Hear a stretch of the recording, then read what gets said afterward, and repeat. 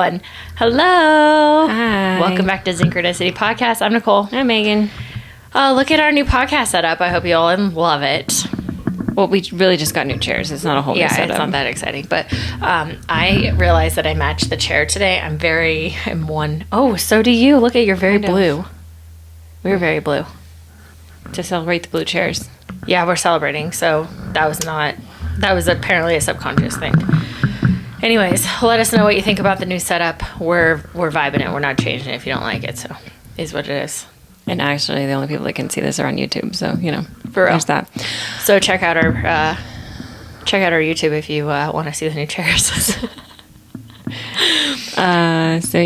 We're here today to talk about strokes because people cannot seem... I think it's the number one thing that we struggle to get through people's heads. Okay, this is not a medical stroke. We're talking about communication strokes. Stroking, in other words, is a positive reinforcement used in communication. Well, there's two different types of strokes. Pain strokes are pleasure strokes in the brain. Yes. And either one create dopamine. Yes. So if you give someone a pain stroke, which is most of us are used to, grew up with pain strokes, as long as you're paying attention to somebody, you're giving their brain dopamine. So we prefer that you give people pleasure strokes and not pain strokes because pain strokes create norepinephrine addiction, and that's when you get addicts. That's when you get codependent relationships and other very abusive jacked things. up shit. Yes. So if your parents were ever just like, you're not good enough and you're not allowed to be you, those are all pain strokes in the brain. So the worst thing you can do to a child and a child that doesn't develop is something that gets no stroke. So you're just like, it's just completely like not paying attention to it. It's indifference. That's why indifference is the most dangerous thing, right? Love or hate actually hit very similarly in the brain. Pain and pleasure hit very similarly in the brain. But the thing is that a pleasure brain or a love brain is just a very well adapted, happy individual versus a person that's in mortido, pain, fear, thinks the world is coming to an end constantly, and is just like an addict brain. So we teach people stroke and stand, and this is why it's so important. So we're actually going to give this to all of our clients so that they have this to listen to.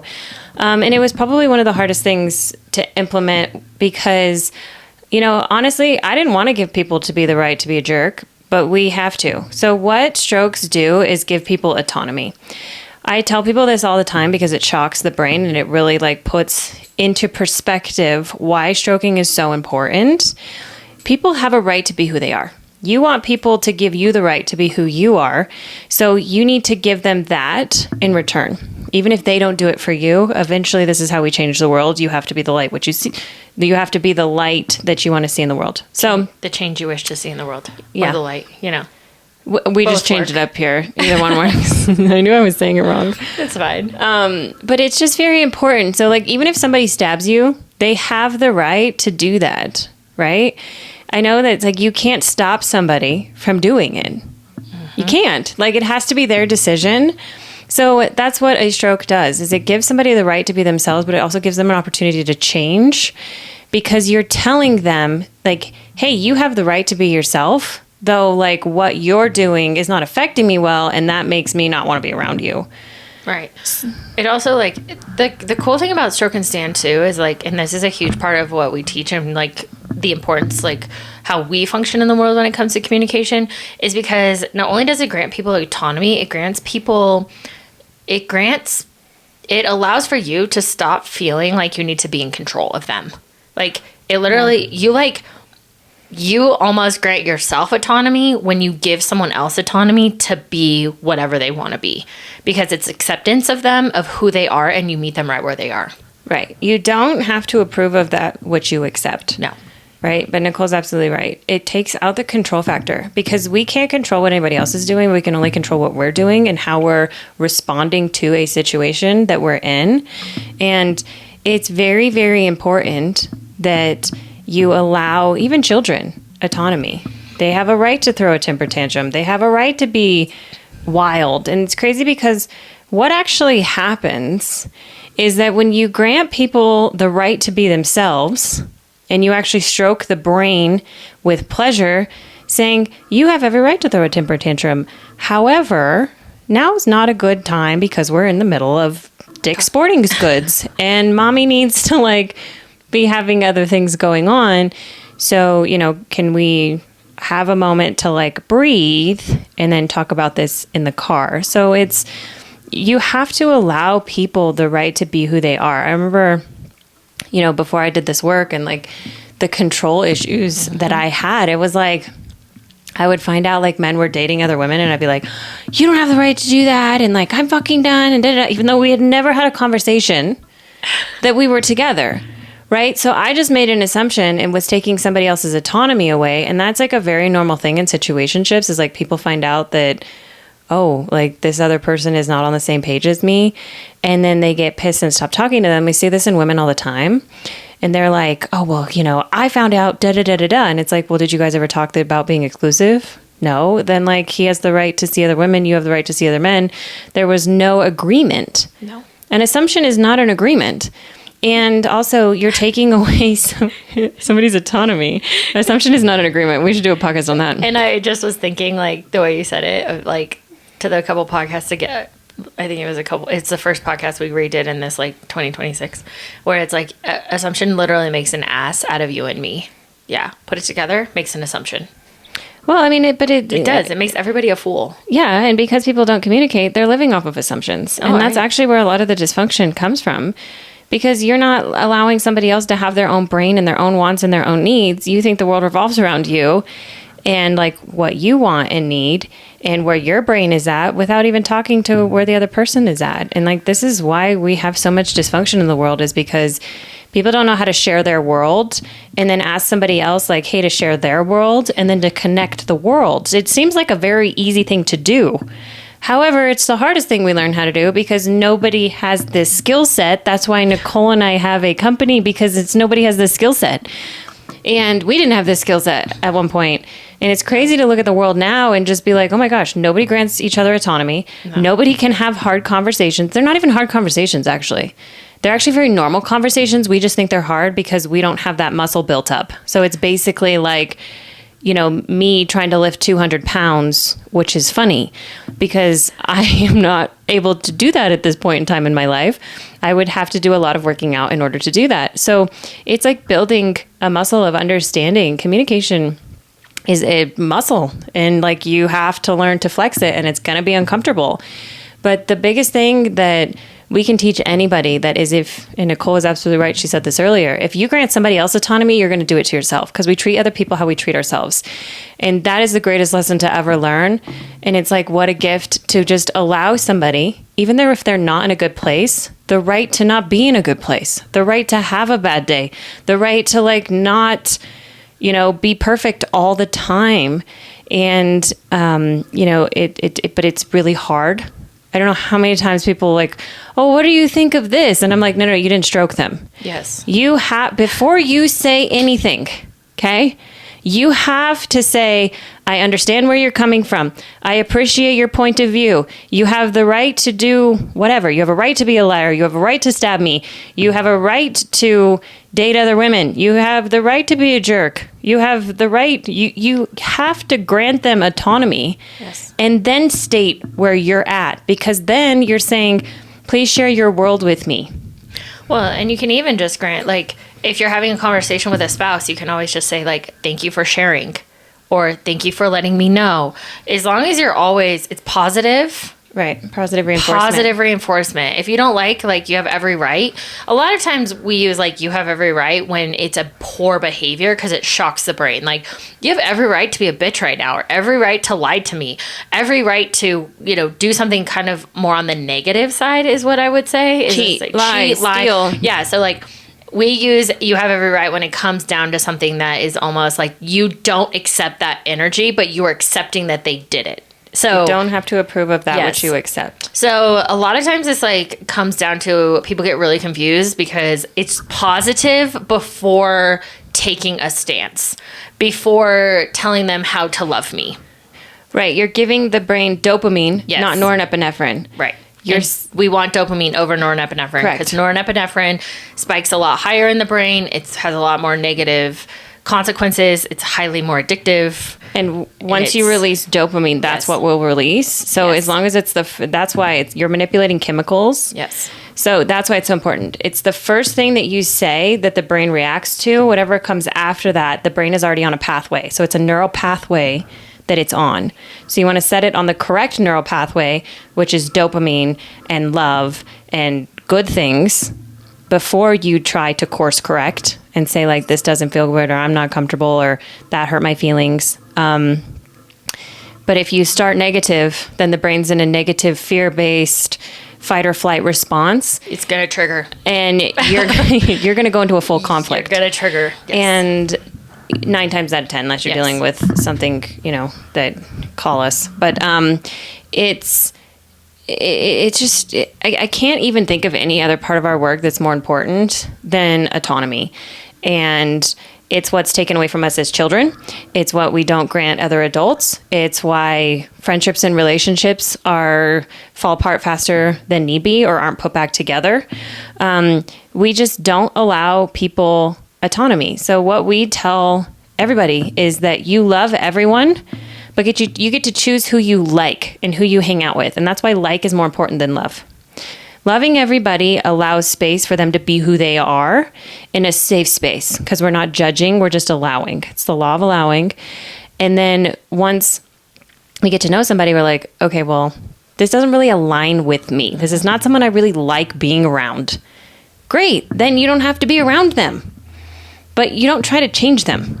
I think that's the most horrible thing that I see in our culture all the time. And this used to be me. It's like, you'd be like, oh, I'll change this person without their permission. And I see this in women all the time.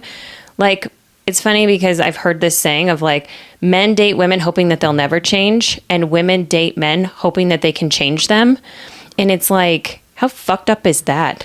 Well, and also this is a huge part. If you've never heard of this before, rewind it, listen to it again a few times in regards to stroking and understanding proper communication. If you can nail this key fundamental communication, it's literally a sentence. You have every right to do this. However, we don't use the word but. And then you take your stance. What you said before. However is always used. You do not use but. Buts are not used in negotiation and or talking about serious situations. This communication is key. However, if you learn to integrate this into your life and you currently are struggling with OCD, depression, relationship issues, eating disorders, anything like that, you will actually, if you can integrate this into your life, you will start to relinquish control of everything else going on and around your life, and you will start taking your power back. And I guarantee you start getting healthier from the inside out, because you're communicating from the inside out. This is one of the number one things that I have watched clients over and over and over again. When they nail this, their healing journey takes off. Yep. If they start communicating correctly, using their proper stroke and stand in the moment, if they can say, hey, you have every right to do this, or thank you so much for sharing. However, this doesn't feel good, or this doesn't land right in my nervous system, and then start the negotiation of how can one person be okay and the other person be okay within a communication, then you're able to actually truly step into your own healing journey. You can listen to all these self-help books and you can do all of this bullshit. And I'll tell you right now, if you don't know how to communicate, you're not healing. And because communication is the number one thing that humans must do in order to not only move trauma through the heart and through the throat, which are the two main chakras that connect the heart, or the head from the body. They're the two main chakras that make them two coexist. But however, it actually removes trauma in real time. Yeah. So I know this is we're kind of going high scale, but I want you to know the science behind it, and what is actually happening biologically, energetically, chemically in the brain is this is the number one step to healing. You don't need any more self-help books. You need to just understand how to communicate correctly, accurately. And yes, it's going to be really weird at first. You're going to be like, why am I talking like this? But it gets easier and easier and easier. And that you're able to do it in real time. You are going to be amazed how much better you feel. Yeah. I mean, and just go look at the statistics. Actually, Andrew Huberman was just talking about this. people that like yell and scream and cry and kind of like act crazy actually never get sick. It's the people that never express. Yeah, they get sick. They get sick. So it's, it's this is science, guys. If It's you literally don't science. know how to communicate, you're also going to get sick at some point in your life. Yes. Like people that live a long time are the people that can communicate and can express their world and can share their world.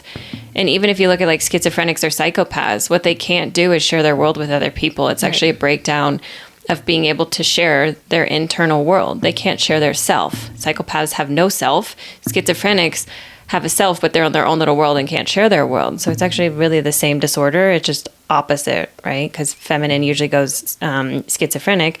Men usually go psychopathic. It's the same disorder, just on opposite ends of the spectrum. Because if you look at opposite ends of the spectrum, they're the same. Yeah, Funny but fact.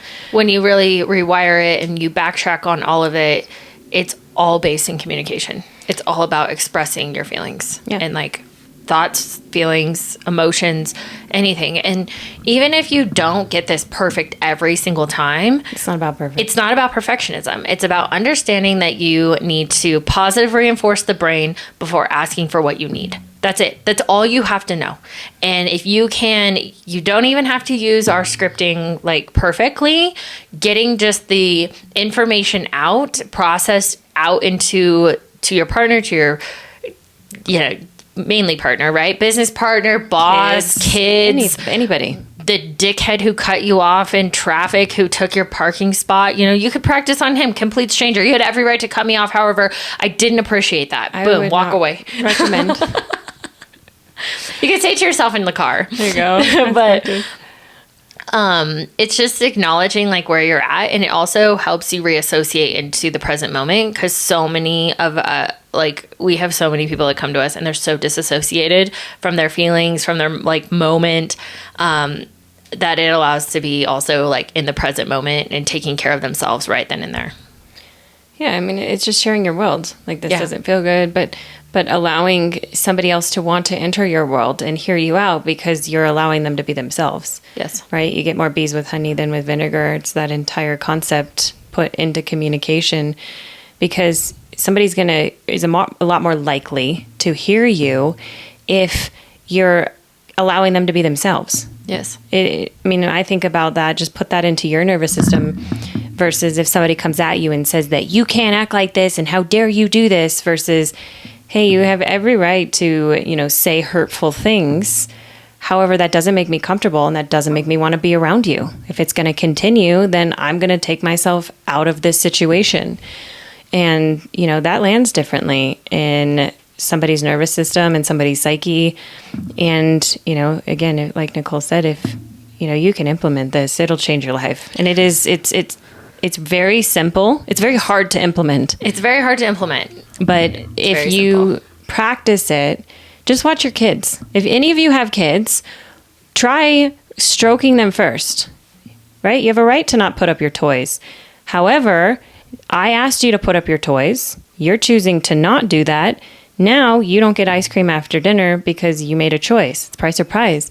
And watch them the next time clean up their toys, because you're giving them autonomy, but you're also telling them that they have a right to be who they are. That's how you actually shift somebody's behaviors.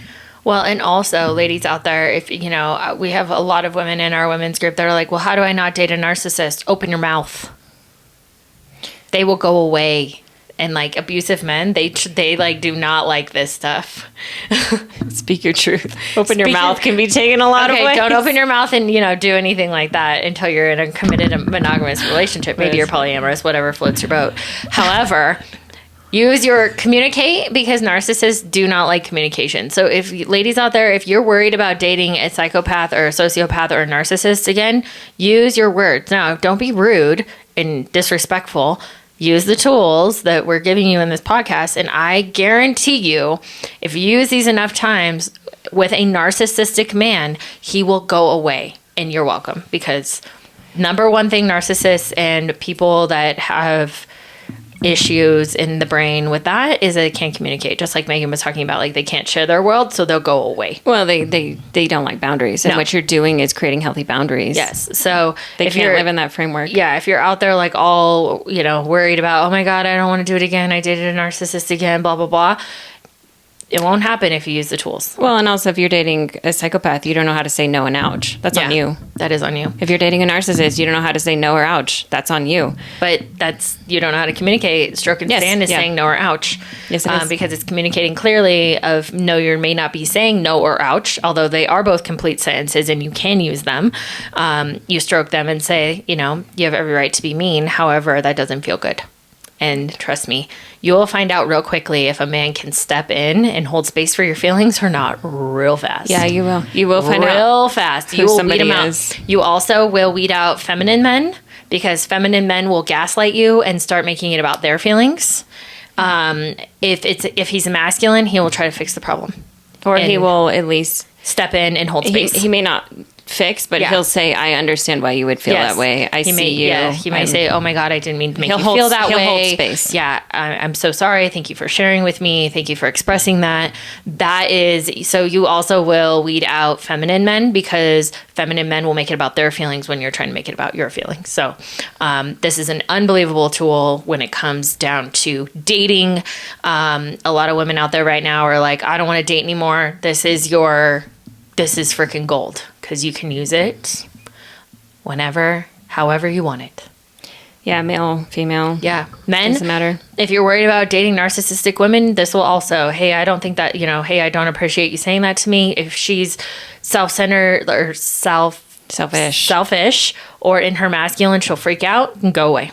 Because she'll probably call you an asshole and she'll blow up and she's super in her masculine and then she's just competing with you. So both dimes, you flip it, you will be weeding out and potentially getting into an unhealthy situation very early on. Yeah, this is why so many people actually have tendencies. I won't say they're full narcissists, but they have tendencies is because, again, how many of us were actually taught to ask what's going on in somebody else's world? No, we were taught my world is the only world that matters because that's how our parents are. So it's, but that's how they were raised. I'm not bashing anybody. But also social media, there's other things that the world has. Well, yeah, I mean, narcissists do the best on social media. Oh yeah, individualization of society is. Everybody wants to know about me and my world, and the rest of us that are like, look at my titties. The rest of us are not like that, but they're like that. Yeah. But it's, social media is a whole different ball game. It's a severe mental illness. But, it is what it is. We have to have it. We have to coexist, and it's a weird place. But use the stroke and stand. Take care of yourselves out there. And use it. Let us know in the comments how it goes. Yes. Like, share, follow. We're on YouTube. We're back up with the podcast. We're once a week. And if you need us, find us, DM us. We're here for you. And we have women's group. If you're interested in joining, we have coaching, we have retreats. Let us know what you're interested in and how we can support you. And until next week. Bye. Bye.